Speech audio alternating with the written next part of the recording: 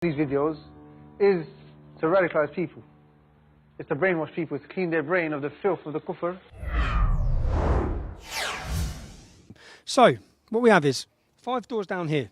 The government have housed one of the country's most extreme radical Muslims. The act that the homosexuals do, that act is something that Allah curses. And anyone that gets caught doing that act, they will be punished. And what's the punishment? Well, one of them is obviously chucking them off high buildings. He's that extreme and that much of a potential jihadist and terrorist that the government seized his passport to stop him going to fight for ISIS in Syria. Now, they seem more concerned about people in Syria getting hurt than they do about English people. Because if you have a look here, look where they've housed him. That's a primary school. They've housed one of the country's worst and potential jihadists 5 doors from a children's primary school.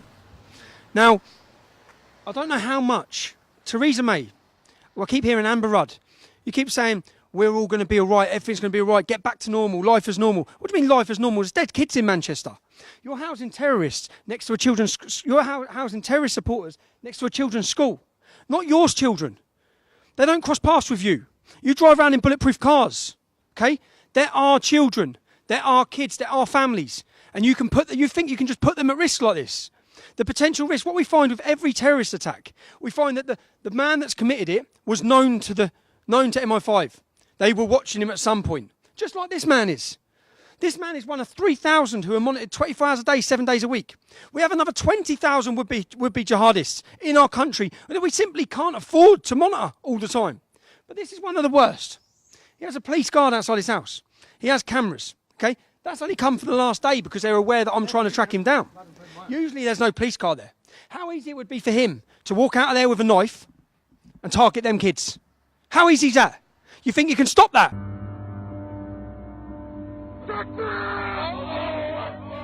If you're a parent and your children go to this school, how do you feel that the risk that they've been put at? The potential risk that's just there. The potential risk. And to our government, if you're going to continue to think you can hide these men, we're going to find them. We're going to find them because the general public need to be aware of the threat. They need to be aware of the risk. If you've got kids in that school, you deserve to know how extreme that man is at the end of the road. And if we look at how big our problem is, if we have 3,000 Muslims on 24-hour day, 7-day-a-week watch, but up to 20,000 more radicals that we simply don't have the resources to watch, that's up to 23,000, 25,000 people. Okay? Even if we wanted to raid them and arrest them and bring them all in, that would take hundreds of thousands of police officers. It would take months and months and months. That's how bad the problem is now. Now. You wouldn't house a paedophile next to a school. Don't house a terrorist supporter. With what we've seen now, with the attacks we've seen, what our government should have been doing, what we should have been hearing from you on our news, is that you're rounding up every ISIS supporter. You're rounding them up and interning them. You're getting them off our streets. Not walking, crossing paths with us. Whose mum wants to queue up and live next door to these men? We have to live next door to them. It's not right. I don't know how much more you think as a government English men are going to tolerate. When their children are being blown up, it sort of steps it up to a next level. At some point in the future, you're going to create a monster. You're going to create a monster because you need to intern these men. You need to take them off our streets. You need to protect our people.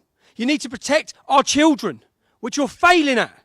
You're failing at. And when people can no longer rely on the police, when they can no longer rely on the government or the system, people will endeavour to seek their own justice. So, people in Northampton who have been contacting me wanted me to highlight this. We've highlighted it. Due to our presence coming, which the police would have known of, he's going to be moved. He's going to be moved out of your town, which is going to essentially protect your families. He's not going to be within reaching distance of a school, we hope, in the next location. But if you know where these people are, if you know where they live, contact us. We'll expose them. Thank you for watching. If you like that and you want to see more, click like and subscribe.